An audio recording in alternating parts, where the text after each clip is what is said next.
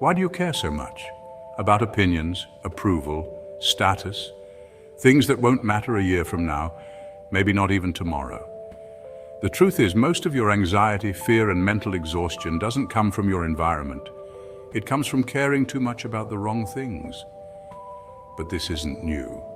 2,000 years ago, Roman emperors, samurai warriors, Buddhist monks, and Eastern sages faced the same inner war. And they learned something most modern men have forgotten. Freedom isn't found by caring more, it's found by caring less, but deeper. Let's explore the ancient art of not caring through 6 powerful principles from history's greatest minds. 1. Focus only on what you can control. Some things are up to us, and some things are not. That's what Epictetus said. Epictetus was born a slave. He owned nothing, not even his freedom.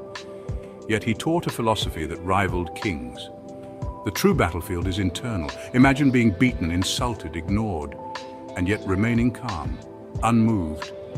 Because you've trained your mind to only concern itself with what's yours, your character, your response, your reason. Today we waste our energy chasing things we can't hold, likes, attention, validation. We let strangers online rent space in our minds. Epictetus didn't tell you not to care. He told you to choose what deserves your care. You can't control the storm, but you can train your mind to be the calm in the middle of it. 2. Accept mortality to overcome fear. Do not act as if you were going to live 10,000 years. Death hangs over you. While you live, while it is in your power, be good. That's from Marcus Aurelius. Marcus Aurelius was emperor of the most powerful empire on earth, but every day he reminded himself, I will die, so I must live rightly. The modern world teaches us to fear discomfort, risk, failure. But Marcus feared something worse, a wasted life. The Stoics used a practice called memento mori, remember you will die. Not to be morbid, but to sharpen the blade of attention, to remind themselves this day, this hour, it's all we really own. What are you holding back because you're afraid? What dream are you delaying because you're worried what others will say? If you knew you had a year left to live, what would you stop caring about immediately? Now, live like that. 3. Detach from the crowd. The individual has always had to struggle to keep from being overwhelmed by the tribe. That's what Nietzsche said. Nietzsche didn't fit in. He never tried. And he believed that true greatness demands separation from the herd. The crowd wants you average, predictable. It wants you to care about what they care about, and nothing deeper. But history's strongest minds were forged in solitude. Miyamoto Musashi, the undefeated samurai swordsman, spent the last years of his life alone in a cave, meditating, painting, reflecting. He knew that external noise is the enemy of inner clarity. Today, we are more connected than ever, but most men have never been more lost. When you detach from the crowd, even briefly, you start to hear your own voice again. And that voice, it's usually wiser than you think. 4. Never explain. Your friends do not need it and your enemies will not believe it. That's what Elbert Hubbard said.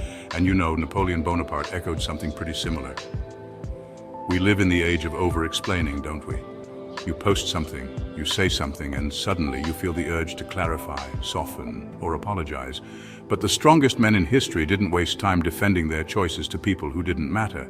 When Alexander the Great was asked why he risked everything to conquer the known world, he didn't write an essay. He simply acted.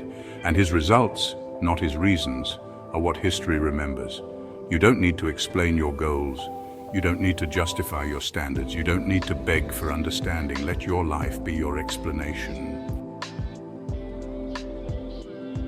5. You will not be punished for your anger, but you will be punished by your anger. That's what the Buddha taught. He understood that most of our suffering is self-inflicted. It's not what happens, it's how we react to what happens.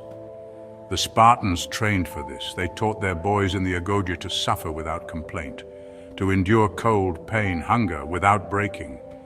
Because a warrior who can't master his emotions is vulnerable to manipulation, to distraction, to defeat. Modern society, honestly, it rewards outrage, victimhood, and emotional outbursts.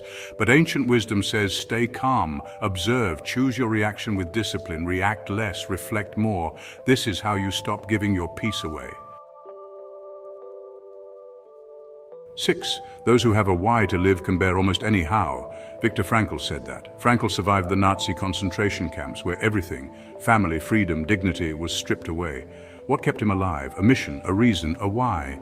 Purpose is the ultimate filter. It teaches you what deserves your energy and what doesn't.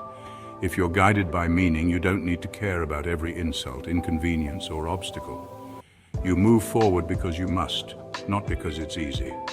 Sun Tzu wrote, "He will win who has prepared himself and waits to take the enemy unprepared." The calmest warrior is the most dangerous, not because he doesn't care, but because he cares only about victory, not distractions. This isn't about apathy, it's not about ignoring life, it is about filtering life. You should care deeply, but selectively. That's the art of not caring. Focus on what you control, accept death. Detach from the crowd, stop explaining. Master emotion, live for purpose. History's greatest men weren't empty, they were precise. And in a world that demands your attention at every turn, your peace will depend on how well you can say, "That doesn't deserve my care."